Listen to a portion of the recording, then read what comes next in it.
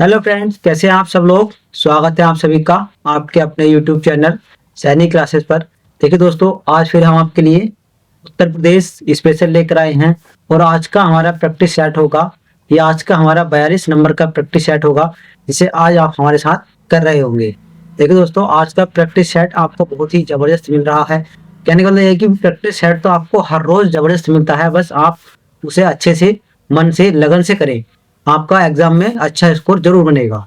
चलिए देखिए, शुरू करते हैं। आज के हमारे प्रैक्टिस सेट का पहला क्वेश्चन क्या दिया गया है कि उत्तर प्रदेश नवीन एवं नवीनीकरण ऊर्जा विकास अभिकरण की स्थापना कब की गई थी, आपको बताना है। इसमें से ऑप्शन दिए गए हैं कि 1980 में, 1981, 1982, 1983 या फिर इनमें से कोई नहीं। बताएंगे इसका आंसर हमें क्या होगा। बहुत ही अच्छे से आपको सोच समझ करके आंसर इसका देना है कि इसका आंसर क्या हो जाएगा। बताएंगे दोस्तों इसका आंसर क्या होगा। देखिए, इसका आंसर हमारे हिसाब से हो जाएगा ऑप्शन नंबर, हो जाएगा इसमें क्या, 1983। ऑप्शन नंबर इसमें डी राइट आंसर इसमें हमारा हो जाएगा 1983। चलिए आगे देखते हैं अगला क्वेश्चन दोस्तों। देखिए क्वेश्चन नंबर 2 दिया गया हमारा कि 17 दिसंबर को प्रारंभ सौभाग्य योजना का संबंध किससे है। आपको बताना है कि सौभाग्य योजना का संबंध किससे है। जैसे कि ऑप्शन दिया गया है कि सौर ऊर्जा से, या फिर बिजली कनेक्शन से, या फिर ए और बी दोनों, या फिर फ्री बस सेवा से, या फिर इनमें से कोई नहीं। बताएंगे इन 5 ऑप्शन में आपका क्या ऑप्शन रहेगा। देखिए, बहुत ही आपको सोच समझ करके आंसर देना है। बताएंगे इसका आंसर क्या हो जाएगा। देखिए, इसका आंसर हो जाएगा हमारा ऑप्शन नंबर बी, बिजली कनेक्शन से। बिजली कनेक्शन से, किससे, बिजली कनेक्शन। चलिए बात कर लेते हैं अगले क्वेश्चन की। अगला क्वेश्चन क्या दिया गया है कि राज्य के विद्युत उत्पादन में सर्वाधिक योगदान किसका है। आपको बताना है कि विद्युत उत्पादन में सर्वाधिक योगदान किसका है। जैसे कि ऑप्शन दिया गया है कि तापीय विद्युत का, या फिर सौर ऊर्जा का, या फिर बिजली कनेक्शन का, या फिर उपरोक्त सभी, या फिर इनमें से कोई नहीं। बताएंगे किसका ये योगदान है। देखिए आंसर आपको मैं फिर से कह रहा हूँ कि आंसर बहुत सोच समझ के लगाना है। बताएंगे इसमें आंसर क्या होगा। देखिए हमारा इसका आंसर हो जाएगा तापीय विद्युत का। ऑप्शन नंबर इसमें आंसर हो जाएगा हमारा ए। ऑप्शन इसमें ए राइट आंसर हो जाएगा। चलिए आगे देखते हैं अगला क्वेश्चन क्या दिया गया है। क्वेश्चन नंबर हमारा 4 है कि सिलिका सैंड उत्तर प्रदेश के किस जिले में सर्वाधिक पाया जाता है। सिलिका सैंड उत्तर प्रदेश के किस जिले में सर्वाधिक पाया जाता है, ये आपको बताना है। जैसे कि ऑप्शन दिया गया है कि प्रयागराज, मथुरा, वाराणसी, पीलीभीत, या फिर इनमें से कोई नहीं। देखिए सिलिका सैंड हम किसको कहते हैं, ये जो हमारा होता है ना कि कांच बालू, कांच बालू, आप इसको अब अच्छे से समझ गए होंगे। कांच बालू हमारे सर्वाधिक किस उत्तर प्रदेश में होता है। बताएंगे किस जिले में ये सर्वाधिक पाया जाता है।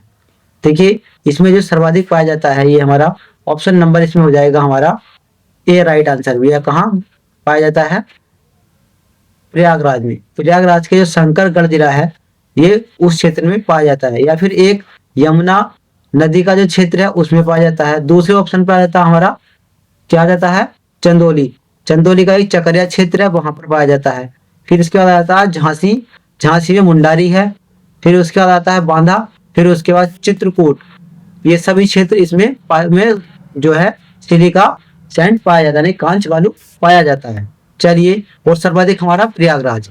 चलिए बात कर लेते हैं अगले क्वेश्चन की। क्वेश्चन नंबर 5 हमारा दिया गया है कि दुधवा राष्ट्रीय उद्यान उत्तर प्रदेश के किस जिले में स्थित है। देखिए इसी से ही एक बार क्वेश्चन अभी पीछे जो स्थानों को एग्जाम होता उसमें आया था। बताएंगे ये कहाँ स्थित है। ऑप्शन दिया गया है कि आगरा में, बिजनौर में, या फिर पीलीभीत, या फिर चित्रकूट, या फिर इनमें से कोई नहीं। बताएंगे इसका आंसर क्या हो जाएगा। देखिए इसका आंसर हमारा क्या होगा, आप इसका आंसर बताएंगे कि ये कहाँ पर स्थित है। देखिए इसमें हमारा आंसर हो जाएगा ऑप्शन नंबर ई आंसर। ऑप्शन ई आंसर हो जाएगा। देखिए ये हमारा स्थित है लखीमपुर खीरी। कहाँ है ये, लखीमपुर खीरी।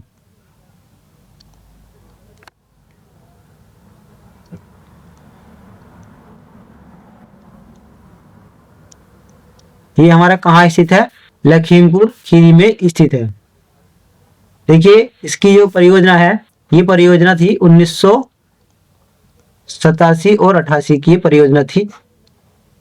चलिए आगे देखते हैं। और इसमें देखिएगा अब इस टाइम किशनपुर वन्यजीव अभयारण्य प्लस कतरनिया घाट वन्यजीव अभयारण्य को शामिल किया गया। आप इसका विशेष ध्यान देंगे और यहीं से क्वेश्चन स्थानों में पूछा गया था। देखिए दोस्तों, आपको बताना है कि हमारे उत्तर प्रदेश में कितने टाइगर रिजर्व हैं। आपको बताना है कि हमारे उत्तर प्रदेश में कितने टाइगर रिजर्व हैं। ये आपके लिए क्वेश्चन रहेगा, आप इसे कमेंट्स बॉक्स में बताएंगे। उत्तर प्रदेश में कितने टाइगर रिजर्व हैं, ये आप आंसर हमें कमेंट्स बॉक्स में देंगे। ये आपके लिए होमवर्क में रहेगा। आपको बताना है कि हमारे उत्तर प्रदेश में कितने टाइगर रिजर्व हैं, ये आपको बताना है। चलिए आगे देखते हैं अगला क्वेश्चन क्या दिया गया है। देखिए क्वेश्चन नंबर हमारा 6 दिया गया है कि पावधोई उत्तर प्रदेश के किस जिले की प्रमुख नदी है। ये आपको बताना है कि पावधोई जो है किस जिले की प्रमुख नदी है। जैसे कि ऑप्शन दिया गया है इन्होंने सहारनपुर, शामली, मुजफ्फरनगर, बागपत या फिर इनमें से कोई नहीं। बताएंगे ये किस जिले की प्रमुख नदी है। देखिए इसमें आंसर हो जाएगा ऑप्शन नंबर, इसमें हमारा ए राइट आंसर हो जाएगा। ये कहाँ की है, सहारनपुर की ये प्रमुख नदी है। चलिए आगे देखते हैं अगला क्वेश्चन। अगला क्वेश्चन क्या दिया गया है। क्वेश्चन नंबर हमारा 7 आया है। 7 में क्या है कि उत्तर प्रदेश की सबसे ऊंची चोटी अमसोद कहाँ स्थित है। आपको बताना है कि उत्तर प्रदेश की सबसे ऊंची चोटी अमसोद है, ये कहाँ पर स्थित है। ऑप्शन दे रखा है कि बिजनौर में, सहारनपुर, बुलंदशहर, बरेली या फिर इनमें से कोई नहीं। बताएंगे इसका आंसर क्या हो जाएगा। उत्तर प्रदेश की सबसे ऊंची चोटी ये स्थित है हमारी, ऑप्शन नंबर इसमें हो जाएगा B answer, Saharanpur. Option B answer हो जाएगा इसमें सहारनपुर। चलिए आगे देखते हैं अगला question. Question number 8। Question number 8 दिया गया है कि फतेहपुर सीकरी और सारनाथ को विश्व धरोहर स्थल में कब शामिल किया गया था। बताएंगे इसको कब शामिल किया गया था। आपके लिए आंसर है कि उत्तर प्रदेश के फतेहपुर सीकरी को और सारनाथ को विश्व धरोहर स्थल में कब शामिल किया गया था। 1883 में, 1886 में, 1887 में, 1888 में या फिर इनमें से कोई नहीं। बताएंगे इसको कब शामिल किया गया था। देखिए इन दोनों को शामिल किया गया था 1886 में। ऑप्शन इसमें आंसर हो जाएगा हमारा बी आंसर। देखिए 1883 ईस्वी में किसे किसे शामिल किया गया था। आगरा का लाल किला, आगरा का लाल किला, और उसके बाद दूसरा है हमारा आगरा का ताजमहल। आगरा का ताजमहल और आगरा का किला, ये इन तीनों को शामिल किया गया था 1883 में। देखिए आगरा का किला,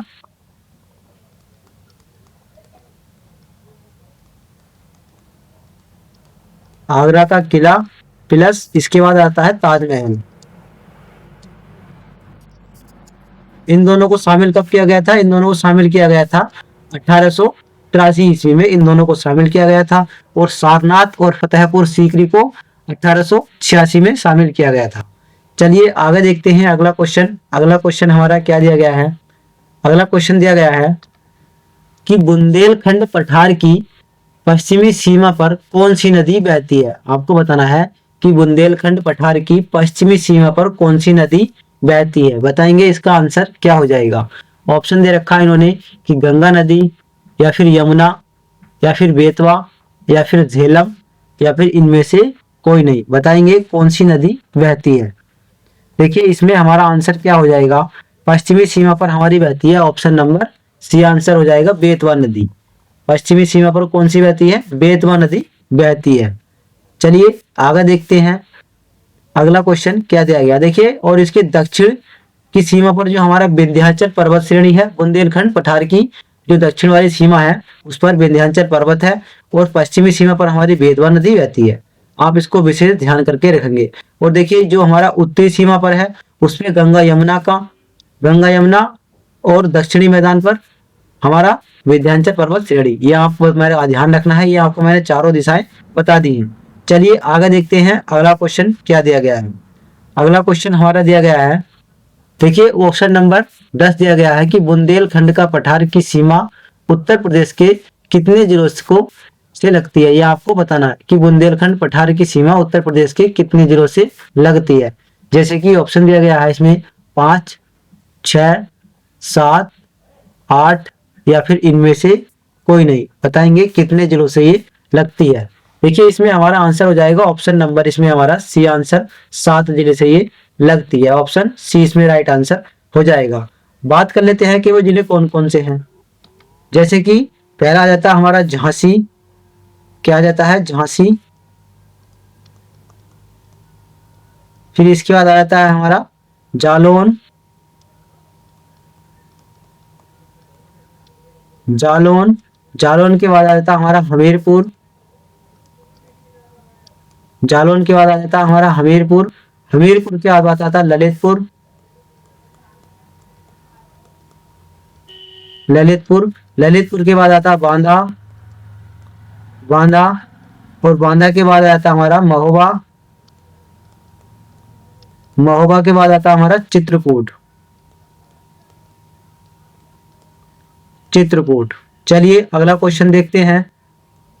क्वेश्चन नंबर 11 देखते हैं। क्वेश्चन नंबर हमारा 11 क्या दिया गया है?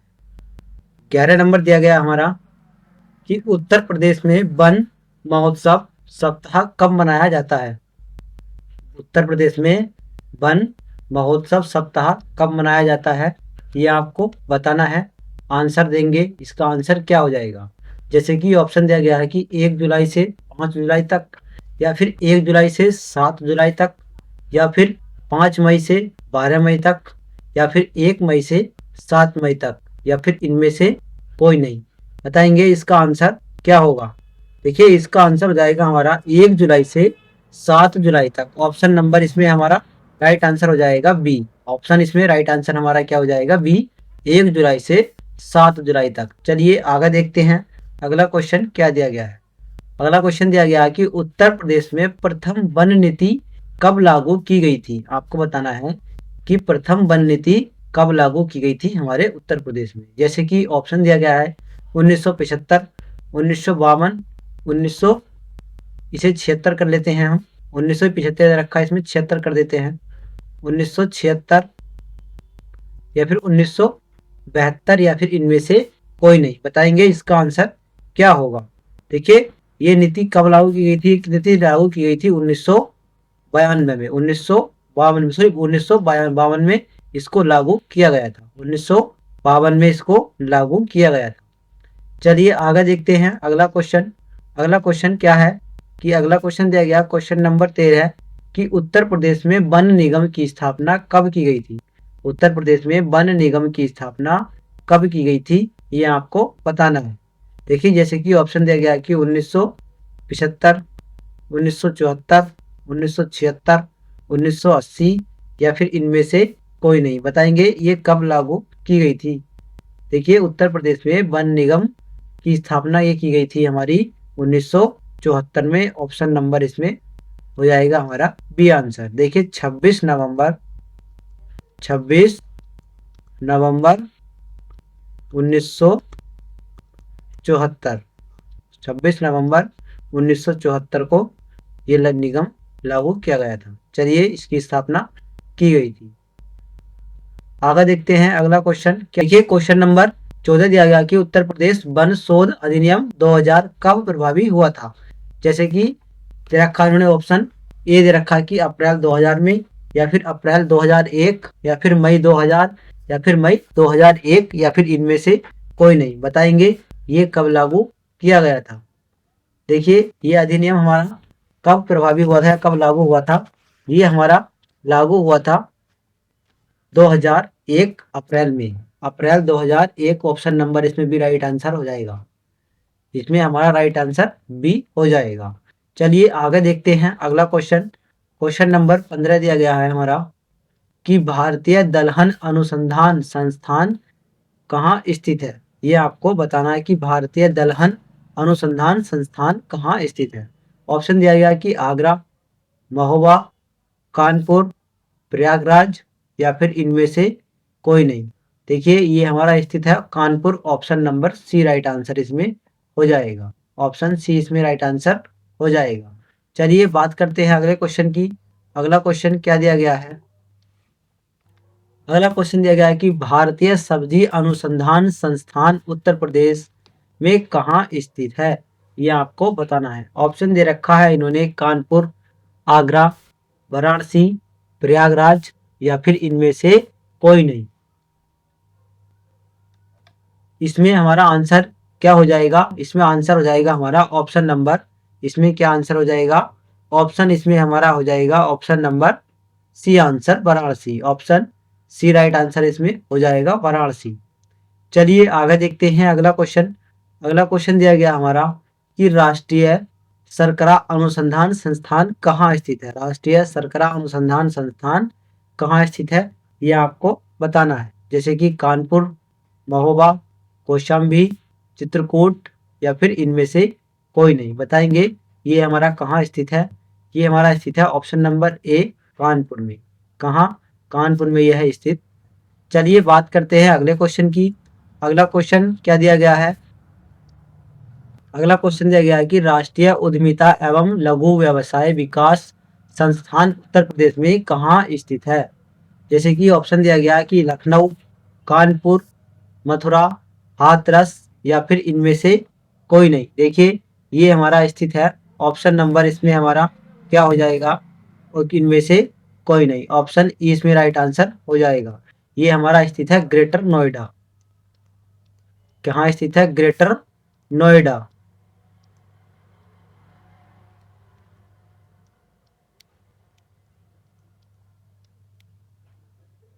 कहाँ स्थित है, ये ग्रेटर नोएडा में ये स्थित है। चलिए बात करते हैं अगले क्वेश्चन की। चलिए अगला क्वेश्चन, क्वेश्चन नंबर हमारा 19 दिया गया है कि राष्ट्रीय फैशन प्रौद्योगिकी संस्थान कहाँ स्थित है, ये आपको बताना है। जैसे कि ऑप्शन दिया गया इन्होंने बरेली, आगरा, रायबरेली, अमेठी या फिर इनमें से कोई नहीं। बताएंगे ये हमारा कहाँ स्थित है। देखिए इसमें हमारा आंसर क्या हो जाएगा, आंसर हो जाएगा हमारा ऑप्शन नंबर सी आंसर। ये हमारा स्थित है रायबरेली में। कहाँ, रायबरेली में ये स्थित है। चलिए अगला क्वेश्चन देखते हैं। आज का 20 क्वेश्चन है हमारा कि कर्मा नृत्य उत्तर प्रदेश के किस जिले में किया जाता है।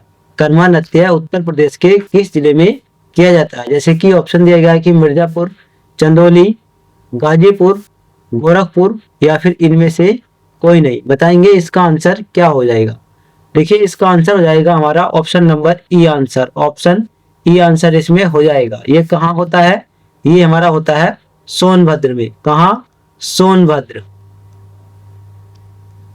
ये हमारा सोनभद्र में होता है और ये जनजातियों के द्वारा किया जाता है। किसके द्वारा, जनजातियों के द्वारा किया जाता है। और आज का हमारा लास्ट क्वेश्चन कि डोमकच विदेशिया नृत्य उत्तर प्रदेश के किस क्षेत्र में किया जाता है।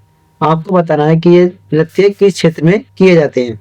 ऑप्शन दे रखा है कि अवध क्षेत्र में या फिर बुंदेलखंड क्षेत्र में या फिर पूर्वांचल क्षेत्र में या फिर पश्चिमी क्षेत्र में या फिर इनमें से कोई नहीं।